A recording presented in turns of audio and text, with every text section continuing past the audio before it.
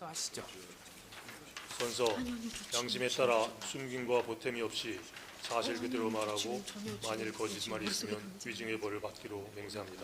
근데 혹시 본인 기억에 그 집무실에서 대접견실로 옮기고 나서 원래 계획은 한 10시쯤에 계엄을 선포를 하려고 했었다고 그래요. 네. 그러다가 이제 국무회의가 필요하고 위원들이 성원이 좀 돼야 된다라고 해서 뭐 4명 국무위원이 추가로 더 오는 거를 좀 기다리기도 하고 더 긴급하게 호출도 하고 했던 상황이 있었던 것처럼 얘기가 좀 있었거든요. 네. 그래서 본인 지금 기억하실 때 네. 집무실에서 나와서 그 대접견실에 계시면서 대통령이 22시 23분경에 이제 그 개헌 관련된 대국민 담화를 발표하러 가시거든요. 네.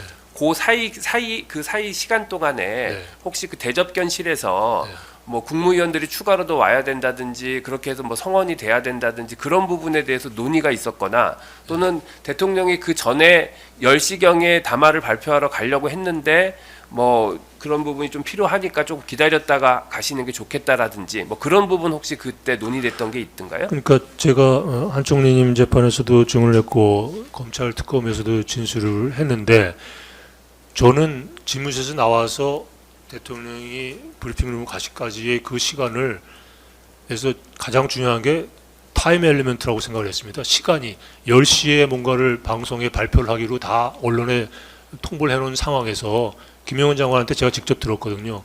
김 장관이 접견실에 왔길래 제가 서 있는 상황에서 지금 방송이 대기 중인 겁니까? 그랬더니 10시에 하기로 돼 있다.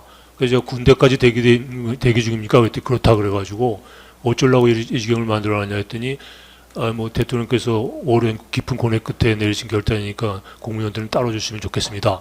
그런 얘기를 대접견실에 있을 때 김 장관이 했거든요. 그래서 10시에 뭔가를 해놓고 거기에 맞춰서 하려고 굉장히 조급했던 것을 저는 상황을 인식하고 있었습니다. 그래서 그런데 또 동시에 총리님이 집무실 들어가서 대통령께 국무위원들 얘기도 들어봐야 되지 않겠냐라고 설득을 했다라고 저한테 앉자마자 얘기를 하셨기 때문에 그 이유는 그런 맥락에서 국무위원들 오는 걸 기다리고 되도록이면 빨리 와서 한 명이라도 더 가서 반대 의견을 얘기하고 설득할 수 있는 기회의 시간으로 생각을 해서 저는 시간 개념을 가장 중요하게 생각했지 이걸 해서 국무회의 정조수를 맞추고 뭐 그러기 위해서 뭐 4명, 3명을 불렀다 그런 건 생각을 못하고 있었고요. 나중에 CCTV에 뭐 4명 이런 거는 저는 전혀 그 장면도 기억이 안 날 뿐더러 그게 그렇게 중요한 요소로 서로 뭐 교신하듯이 했다고 저는 생각을 못했습니다. 다만 10시에 하기로 했는데 제일 먼저 도착한 최상목 장관이 도착한 게 10시 무렵이거든요. 그러니까 기껏해야 10시에 추가로 온 국무위원은 최상목 장관밖에 없고 나머지 3분인가는 거의 임박할 무렵에 2, 3분 직전에 와가지고 겨우 그 대통령이 나가시기 직전에 와서 말씀만 들은 사람은 오영주 장관하고 저 누굽니까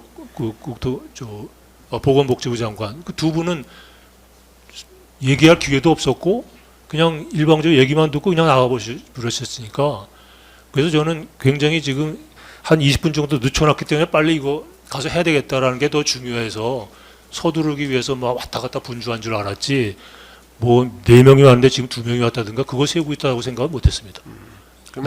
나중에 그게 결과적으로 대통령을 설득할 때 국무위원들 얘기를 들어봐야 되니 국무회의가 있어야 된다는 얘기를 하셨는지는 모르겠습니다만 중요한 것은 국무위원들이 더 와서 얘기를 더 듣게 설득할 수 있는 그런 기회를 가져야겠다는 생각을 했다라고 저는 판단하고 있었고 그 모든 3, 40분의 시간을 그렇게 이해하고 있었습니다. 저는. 증인이 지금 기억하시고 경험하신 거는 집무실에서 나와서 하여간 어느 순간인가 김용현 국방부 장관으로부터 10시에 하여간 발표가 되고 네. 기자들이나 다 언론도 준비가 돼 있다라는 네. 얘기를 들어서 10시에 뭔가를 그러니까 그 계엄 선포를 하려고 했다는 부분은 인지를 하고 계셨고 네. 그 직전에 네. 그리고 나서 총리가 대통령실에 들어갔다 와서 하신 말이 국무위원들 의견을 좀 더 들어보자고 자기가 건의를 했다라는 네. 말은 본인이 지금 들으셨다는 네. 거고 네.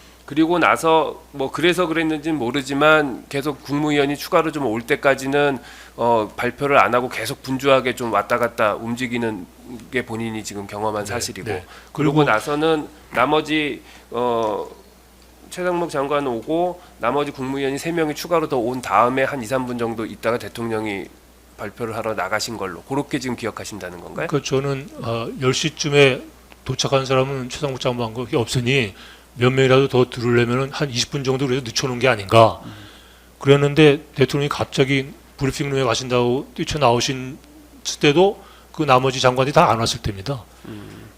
CCTV를 보니까 말씀을 하고 계시는데 두 사람이 추가로 왔더라고요. 그러니까 대통령이 소위 말하는 국무회의를 한다고 앉으신 시간에 그 나머지 11명이 다 차 있지 않은 상황에서 말씀을 시작하셨고 그 상황에서 조기영 장관하고 오영주 장관이 온 거로 CCTV 보니까 그렇게 돼 있더라고요. 나중에 보니까 그래서 제가 이 시간 요소가 더 큰 고려 요소가 아니었나라고 저는 개인적으로 생각한다는 말씀을 드렸습니다. 혹시 증인 기억에 10시경에 대통령이 브리핑룸으로 내려가려고 했던 기억도 좀 있어요? 아니 그거는 방송이 대기 중이냐고 대통령이 김영현 장관께 물어보셨고 그렇습니다라고 답하는 거를 집무실에서 제가 들었습니다. 그러니까 그 한 10시경에 그러니까 직무실에서 대통령 집무실에서 대접견실로 나오신 시간은 한 9시 한 10분 그 즈음에 나오셨잖아요. 네. 그러니까 그 즈음에 10시에 대기하고 있다는 언론이 대기하고 있다는 건 그 즈음에 거기서 대통령 그건 알고 집무실에서 있었죠. 들으신 네. 것 같고 네. 네.